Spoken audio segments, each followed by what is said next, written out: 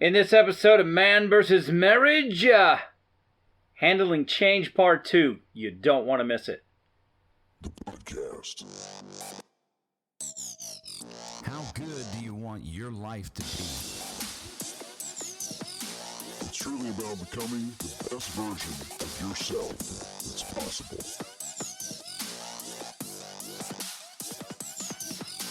This is Man vs. Marriage. The podcast. Welcome back to another episode of Man vs. Marriage. It is I, the Q Dog, up in the hizzle for shizzle, my brizz up. You know what, though? I'm sorry that was probably loud if you have earbuds in. Please forgive me and don't ever stop listening because I can be a dork. But I'm pretty sure that hizzle, shizzle, all that stuff is super old. So yeah, you kind of aged yourself there, but you're all good. I'm cool with that. It's just there may be some younger listeners that may not understand what that means. If you don't understand what that means, just hit me up. You can catch me on Instagram, or you can catch me at my website. Let me know what's up. Anyway, here we go with, we had something come up, so we had to, in radio or live TV, anything, there's something you come up against called a hard break. And I was about 5 minutes over that hard break because we had something we had to do, but we are back to talk about handling change. Episode 2, the mega announcements that the Moran family has. Now, if you've not listened to the episode previous to this, please make sure you do as a quick recap. We have lots of change going on in our family. Namely, the first Moran child has got an official job outside of the house. I mean, they've done some odd jobs from time to time. We've put their tail to work. But this one comes with a paycheck and taxes. Yeah, I can't wait till she sees the good old taxes taken out of her check. To be 18 and want to be an adult. Here Yep. you go. There you go. Thanks a lot. And then for what it's worth, we have two of the triplets that are going to be graduating, like the full graduation. And, you know, Hunter and Kirsten, they both go to the Autism Academy and they've graduated, and it was a great moment. They were part of the pandemic graduations where their crap got stolen from them. So it was a major letdown on that side of it. But we did have some very special people come and drive through the neighborhood and, you know, do the drive-by graduation deal, which really made me feel good for Hunter that he was recognized for that. Oh, he loved it. Yeah, anytime you celebrate Hunter, he loves it. Me not so much, but he's cool with, not that I don't love celebrating him. I'm saying if you try to celebrate me, it makes me you're kind uncomfortable. of a fuddy-dud on that, but that's okay. It makes me uncomfortable for some reason. I don't know why. And then we have books, the Man vs. Marriage book that's coming out. And then we have more sports. And then there is no more and then. And then. You know, Mo, who's doing sports, her sports is going to expand, but she's like right in the heat of the track meet season or cross country. She's taken on ROTC, which is awesome, and already stepping in and developing herself as a leader, which doesn't surprise me because all my kids that have the ability, I press on them to lead and give them opportunities to do so within their home, which can be the hardest place to lead, believe it or not.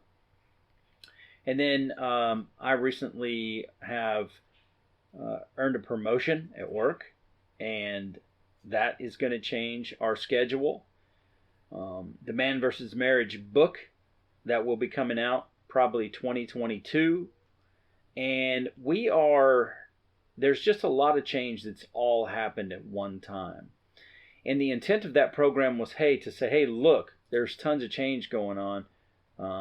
And this is what's going on in our life, but how do you handle it? And that's the part we weren't able to get to in the last episode because I feel like it should have been like a part 2 or part 3 of what we suck at, because I suck at speed bumps and change. I think the majority of human beings have an issue with it. At least that's the unproven fact or statistic that's out, is that most people have a difficult time dealing with change. You know, and I said before this that my ability to deal with change is probably pretty topic based. there's some parts of my life that I don't appreciate change in, and that has to do with my meals. I like to make sure that I'm on, not mess with his food. Not that I'm on a schedule, so to speak, but once we have our routine adjusted, sometimes there have been times where I've been forgotten about, and I take it personal and get all butt hurt. But I like to have a schedule down for what I'm going to eat, and that just comes with me and trying to live my healthiest life after not being healthy for a very long time. But other than that, I can take change pretty easily. I can take it on the fly.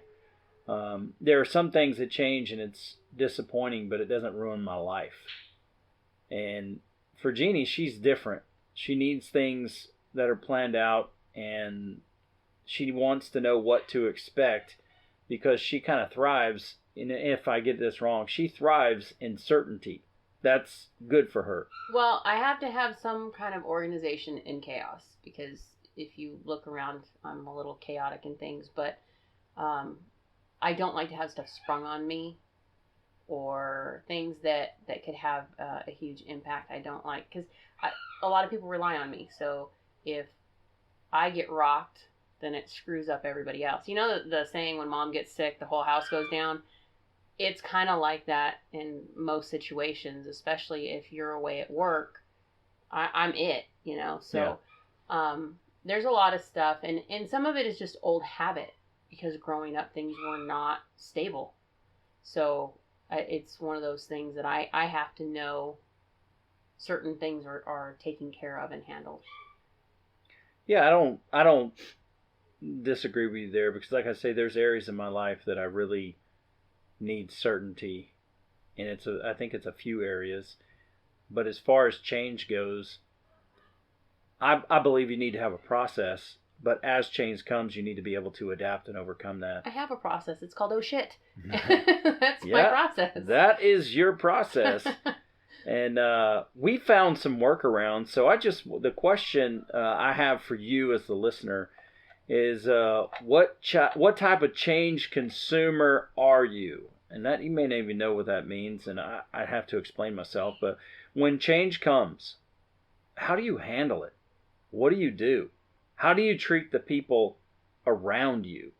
That's something that you want to know. I mean, you want to know how you treat people when you're in a certain mindset, so that you are ensuring that people are getting the respect and the respect they deserve. Because when people get caught in uncertainty, they can quickly start lashing out.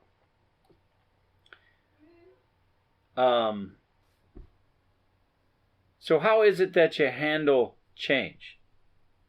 I know that depending on what kind of change it is, I'll have to, usually if something changes and it has to do with my food, like my non-negotiable things that I need certainty with, I usually get mad right off the bat. And then I'll start talking to myself like, why are you acting this way? Why is it not okay for things to change? Why are you being a big baby? Why are you acting, why do you keep doing this? Don't you understand that other people have things going on? And then I'll just kind of start talking myself out of this little misery party that I'm in, so I can get myself right. Because life is not always perfect. There is a certain level of uncertainty that comes along with life in general. So most of the days, those things go off without a hitch, and, I get to eat when it's time, and, my life stays in a pretty good order to a degree. Mm-hmm. But what do you look at, guys, when your wife or, gals, and your husband is like mad or upset or lashing out, so to speak? They're just, for some reason, they're losing their cool. What do you observe when that's going on? And how can you help in that situation? And there really won't be an answer to that until y'all start to determine how each of you handle change. because I know I used to load Jeannie up during the day when things would come up. I'd call, she'd have her day planned out. I'd say, I need you to do this thing and that thing and this thing and that thing. And then she would just start to kind of lose it.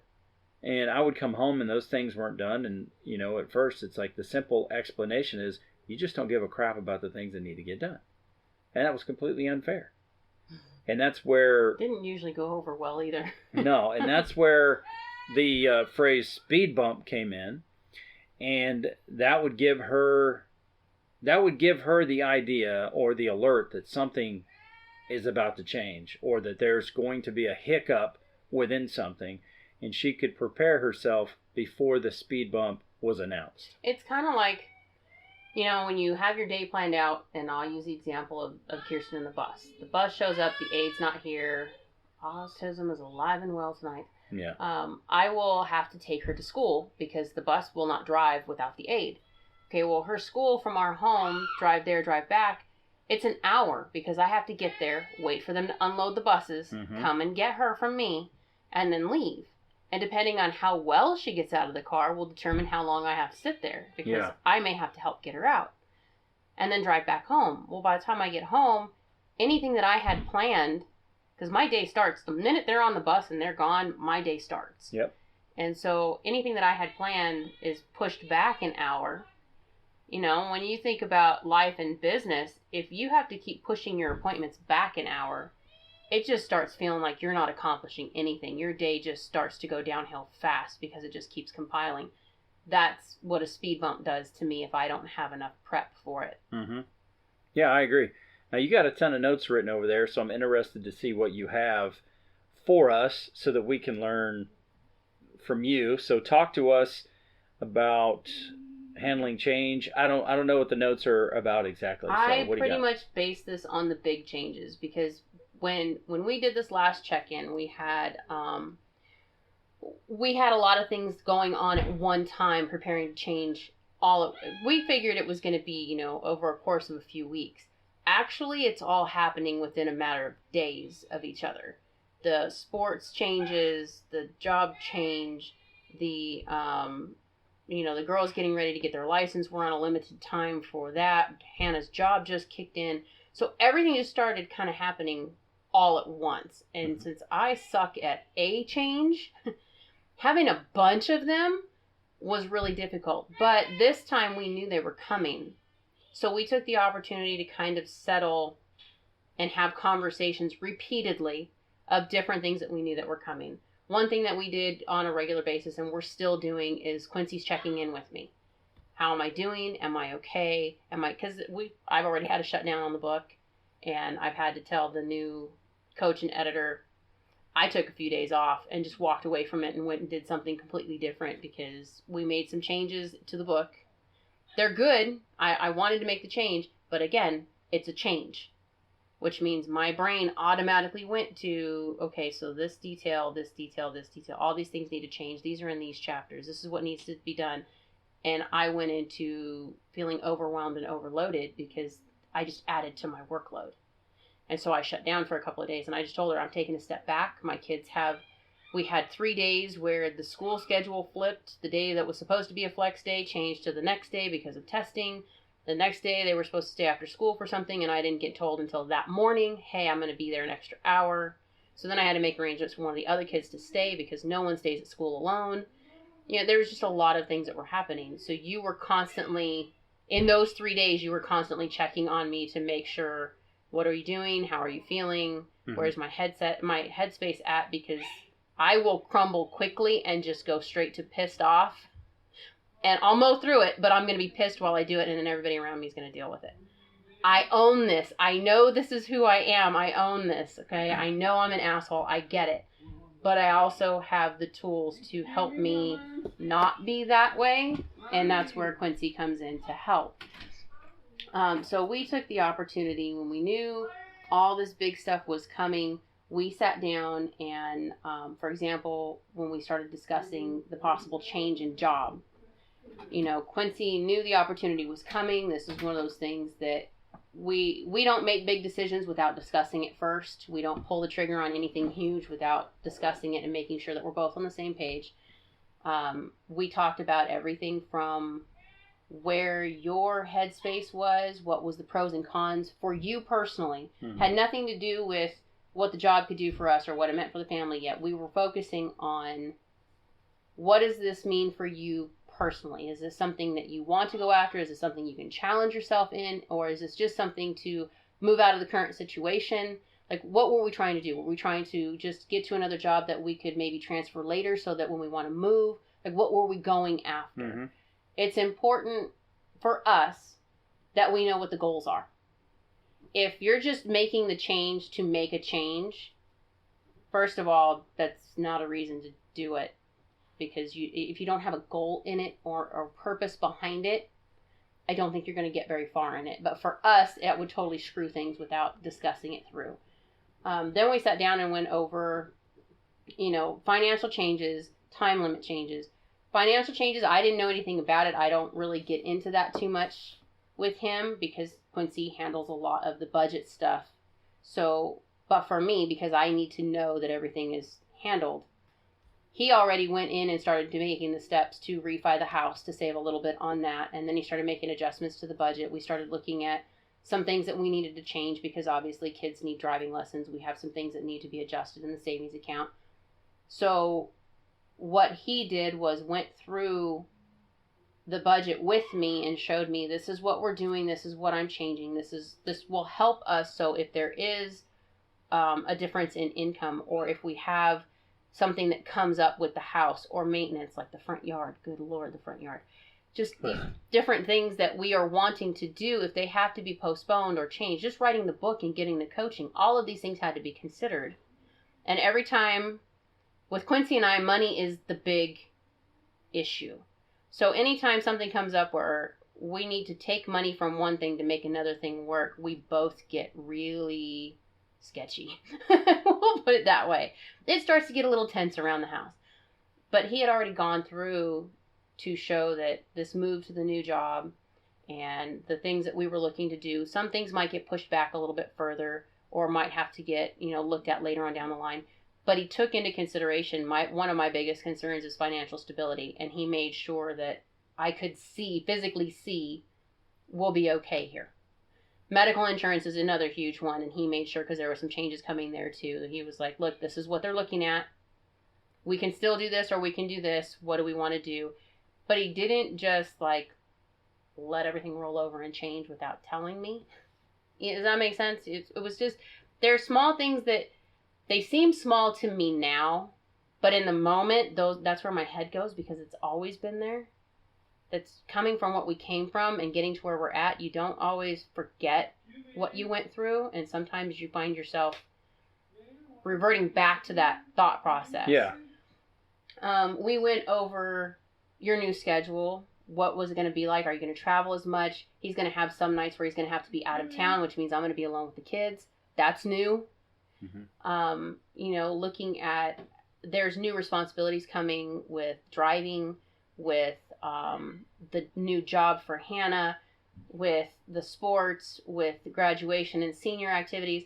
So we had to kind of sit down and go over, okay, how are we going to make a new family calendar so that everybody is aware of where mom is, where dad is, and what's going on, and make sure that everybody gets covered as best we can. And if we can't cover it, then the kids are learning. This is now a negotiable. You're going to have to negotiate with someone else to get you a ride or figure things out for yourself because we have other people that we are responsible for. Some of the things that came up were making sure, how are we going to balance and make sure that the responsibilities didn't weigh on me. With Quincy working out of town, it's often a lot of stuff is left to my shoulders because he can't just drive back into town and help get kids to and from places. I mean, sometimes you're an hour and a half away. Sometimes you could be 3 or 4 hours away, just depending on if you're in a management meeting or what's going on. So when we started making the decision to change positions, it's like, okay, but for me at first, it was like, oh shit, we've got school and job and sports and this and this and this. What is this new job going to do? Are you going to be home more? Are you going to be gone more? It flipped me for a minute. Because if you're going to be traveling more, that means more is going to fall on my shoulders. So we were able to kind of look at what needs we have with your schedule and then determine, did this position fit what we needed? Yeah. You know, what we wanted, what we're going for. We've got a 4-year plan. Does this fit into the plan? It's more about looking at and being able to talk through, is this a seasonal change? Is it temporary? Is this permanent? Some of these things could suck for a couple of months, but if it's a couple of months, we can do that. But if it's going to be like 3 or 4 years, no. You know, talking to Jeff and Candace, we asked about this because they've recently had some changes with their eldest is now dating, and Candace is now working another job, and there's a lot of shift going on there too. And that was one of the things that they discussed, was we had to adjust our date night because now our daughter's experiencing it. So we've kind of shifted where, okay, we'll go every other week, you go every other week, and we'll help each other out because there's still other kids to be cared for. And I think because it's a season for them, Jeff was more able to kind of work through that because they're like us. These are non-negotiables. Date night is a non-negotiable. Having time together one-on-one, a weekend away, these things are non-negotiables. They're the same way. They like to spend a lot of time together, train together, you know, stuff like that. So when you have to make the adjustment, if it's for a season, that's cool. We can do this. But if I don't have the heads up that this is just temporary, this is just a season, and I'm looking at 3 years down the road, I don't know that I can make all of those adjustments that quickly, you know?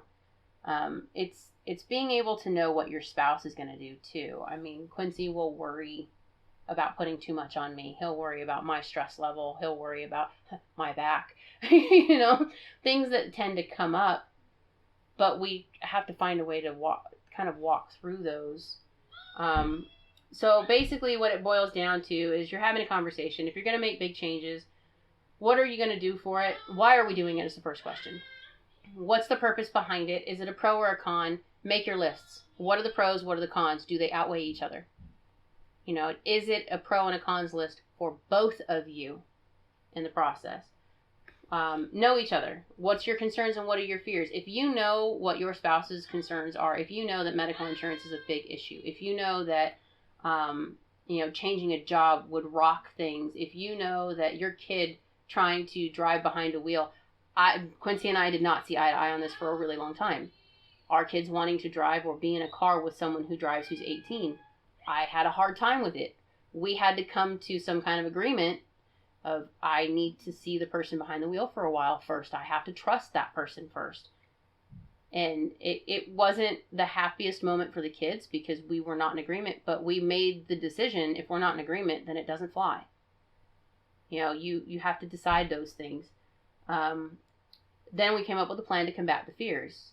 Like with the finances, he immediately went in and refied the house to start saving some money and reorganize the budget and things that we could cut back on or things that we could save on to help. We no longer have the second car payment. That's a blessing because the car is gone. Well, that car turned out to be a piece of crap. But I know, that's why I'm so happy it's gone. But then we also looked at, you know, what are the family's needs? We sat down with the kids. How is this going to impact them? What do they think about you making these changes? What do they think about us writing the book? Because we had to sit down and explain to them, with us writing a book, Mom and Dad are going to have to take some more time away to write the book. And that's going to affect family time. It seems, to some people, I get nagged a lot. To some people, it seems like we involve our kids in a lot of our decisions. We involve the family in things that people don't agree children need to be part of. You're just supposed to tell them and they're supposed to deal with it. Quincy and I don't necessarily see that in a lot of things because our kids value our time and they don't have a whole lot left as they're getting ready to go off and do their own thing. And so to let them know that this is going to impact you in a way for a little while helps them to not get pissy, because some of them are like me. Change is not their friend. OCD is a big deal for two of them. You could go in their room and turn something and they're going to find it in 10 seconds and then they're going to be pissed. But we've come to a place where we've learned to have these conversations and put everything out there so that I don't spin for days, because I will internalize it. If you don't talk about it, you don't put it out there, then you're allowing yourself or your spouse to internalize and have these dialogues in their own head of what it's going to look like. And for me, I will automatically go to overwhelmed because there's so many things changing at one time. How am I ever going to do this? Yeah, and when overwhelm sets in, then the meltdown starts, and then you physically start getting sick, and your back screws up, and you get migraine headaches and whatnot. And I think it's important, as the more you begin to understand your relationship, the more you know which hills to press, further up, which hills, not to press further up. So it's important that you guys know that there are some topics that you need to live to see another day on. Some things may be non-negotiable. Some things you might have to press. You might have to press the issue on a bit, and timing is certainly one of those things that you need to take into consideration. But for the fact is that some of these issues, you have really got to figure out how deep in the weeds you want to get, and agree to disagree and take up the conversation later. And then some of the things, this just is the way that I handle it. Some of the things you have to be firm on and not back down with, because maybe it's at a time where you see the perspective a little bit differently, and then you just negotiate your way through it. I'm a firm believer that people don't generally or can't generally how do I say this? It's like you can't necessarily help how change affects you. No, but if you know, okay, given our dynamics, you already know me well enough to know what's going to affect me the most.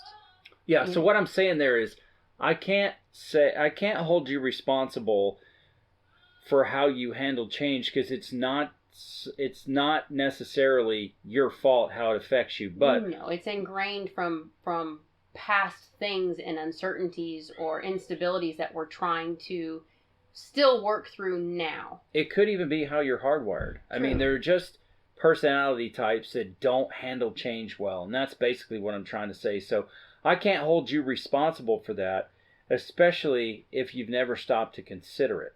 Now, once we understand it, it's about how we move forward, and it's still going to be difficult, but you find workarounds to make it more digestible, to make it more bite-sized. Well, what you're doing now is you're taking on the role of, because you have the switch that flips. You have the ability to just dive in and change and move with whatever you need to adapt to.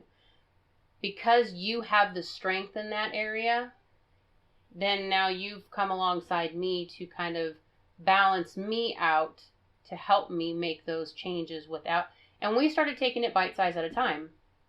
Like I said, it might be that the listeners are only changing 1 or 2 things. We're changing like 7 in a short time span all at once.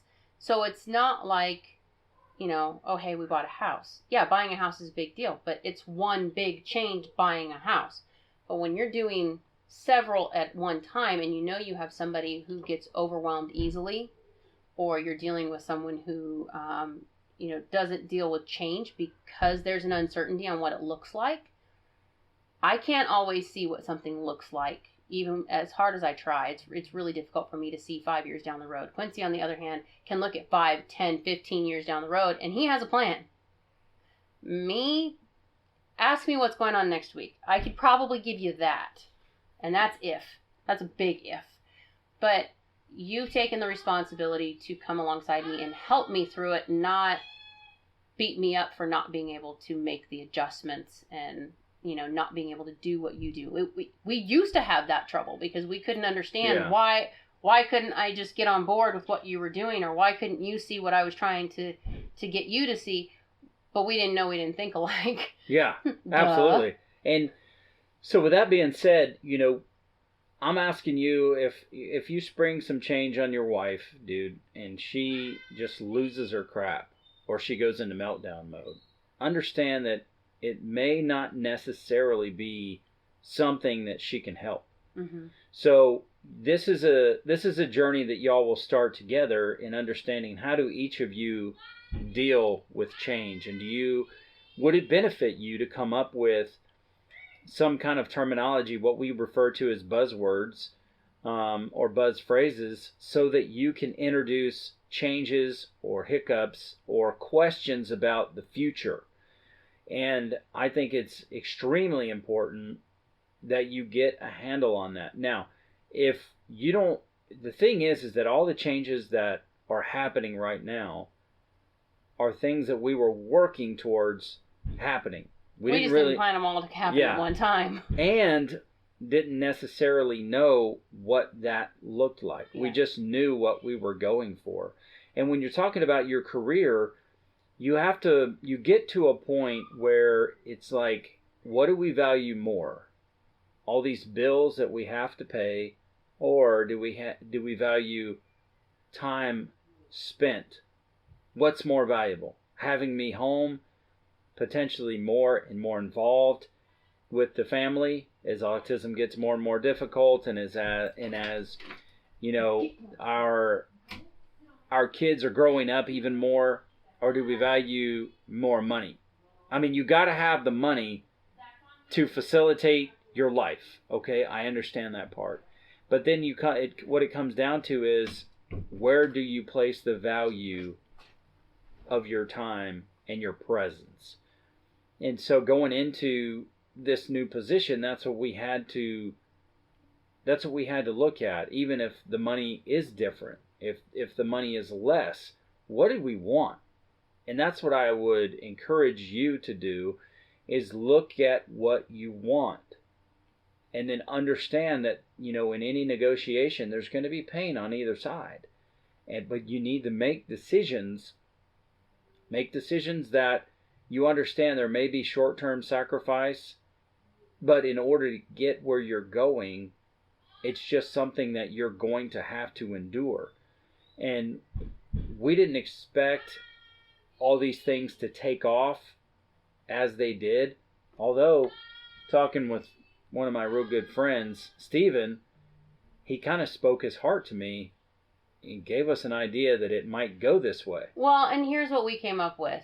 When all this started going on and we were having this conversation about what our future looks like in our 4-year plan, we decided, okay, we're standing on the edge of a cliff.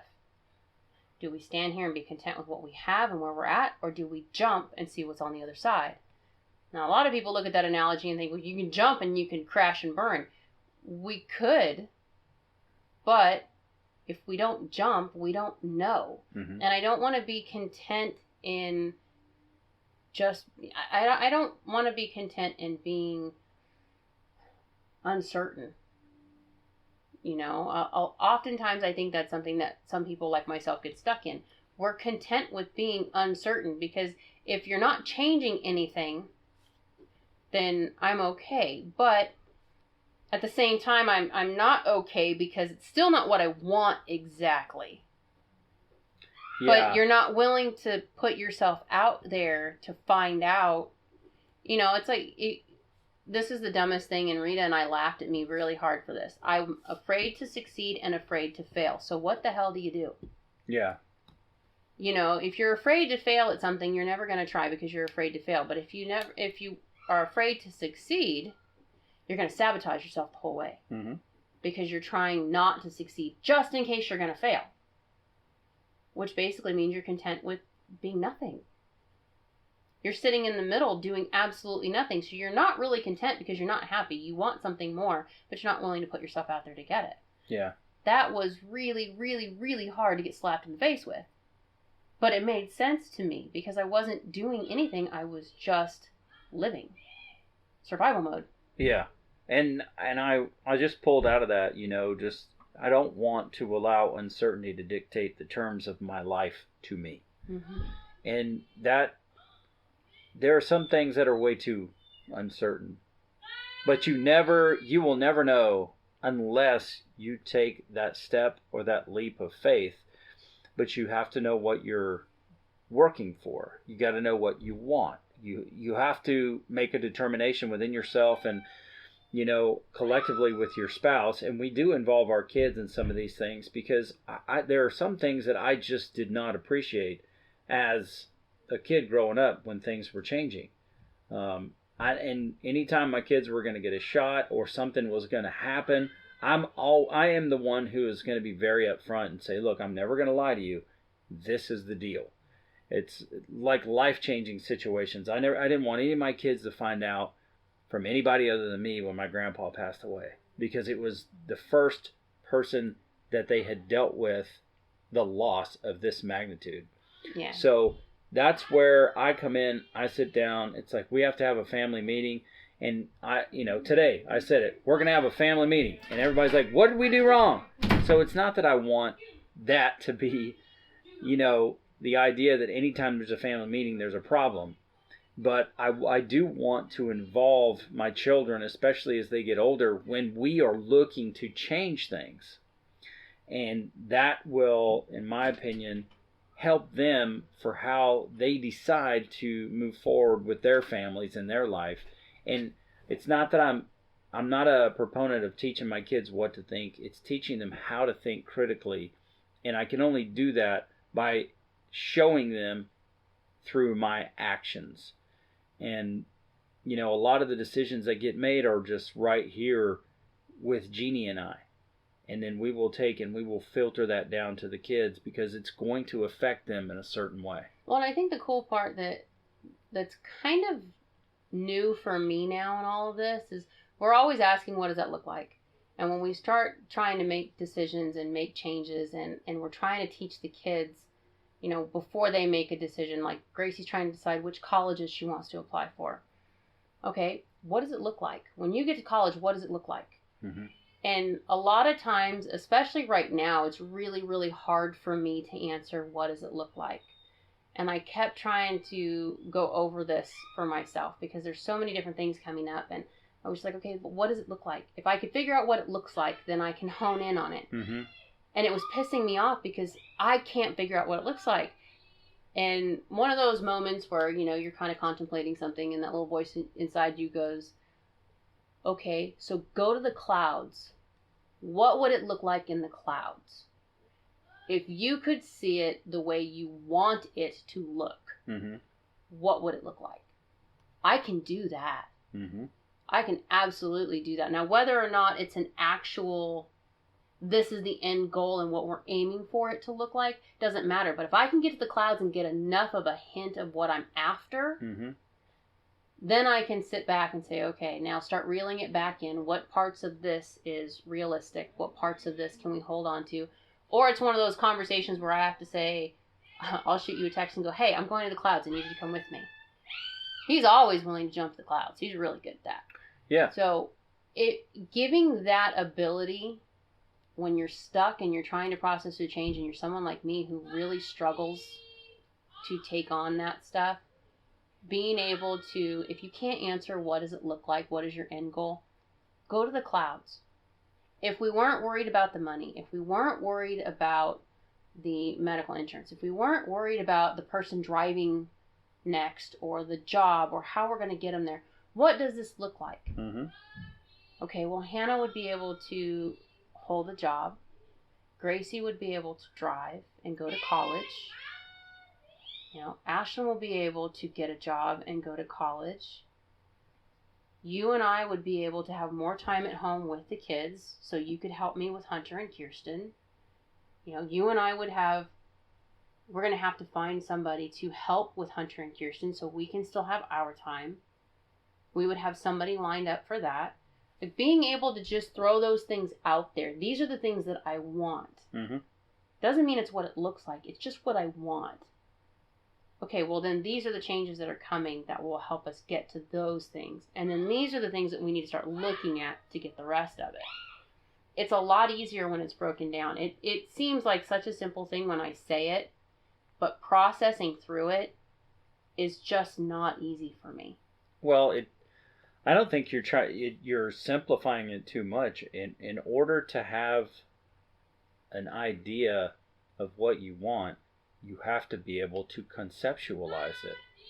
And when you conceptualize it, then you can place your focus on it, and you have the roadmap to get there. And without that, you're not really going to make any progress in any of the directions that you want to go. Yeah, that's true. If you don't know where you're going, you're never going to get there. Makes Yeah, sense. that's imperative. That's why I work the way that I do. And I'll tell you what else is extremely difficult. Doing this podcast with autism screaming. With autism being an absolute turd in the background. And the kids have gone to my sister's house to visit. We're here with Hunter and Kirsten, and Hunter just keeps coming up the steps. Jeannie and I have had to leave several times. Kirsten's in the background screaming. So there's nothing wrong. She is just talking. She's just being loud. There is absolutely nothing wrong. No one's talking to her, and no one's moving around upstairs. That's what that noise is about. So it's mommy, mommy, mommy. It's Hunter, blah, blah, blah. I had the door open a few minutes ago, and she was fine. As long as she knew I was here and the door was open, she was fine. We closed the door, and all of a sudden, it's Mommy! Yeah, now she can't see the door open. And this episode is kind of distracted, and is for that very reason. So please understand that. We are giving you the best we've got. But autism is really competing for our attention right now. Man versus Marriage Raw edition. Yeah, I'm sure you can hear her in the background, and she is just mommy, mommy. So that unpopular. You are very popular with me. With that being said, we're gonna wrap this episode up. I believe that there is some value in this episode for you, and hopefully it's in determining how you and your spouse deal with change. And then once you identify how you deal with change, you can look at our examples and how we've been through it, and it will help you to get on the good foot onto a path of progress when it comes to communicating change within your life, in your relationship. So with that being said, don't forget to utilize our email. It's Quincy@mvsmpodcast.com and Jeannie@mvsmpodcast.com. Make sure you go and you subscribe to manvsmarriagepodcast.com. Once you get there, hit that subscription, and then that will give you all the latest updates for the things that we have coming out.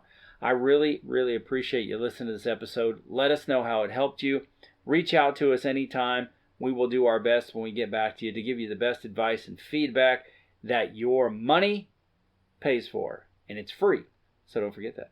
Anyway, enough of that. Thank you, Autism, for kicking us right in the breadbasket today. And I hope you know we love you out there, audience. All over the world. You know Quincy and Jeannie Moran. We love you. This is Man vs. Marriage. The podcast. How good do you want your life to be? You gotta live on purpose, for a purpose. It's truly about becoming the best version of yourself that's possible. This is Man vs. Marriage, the podcast.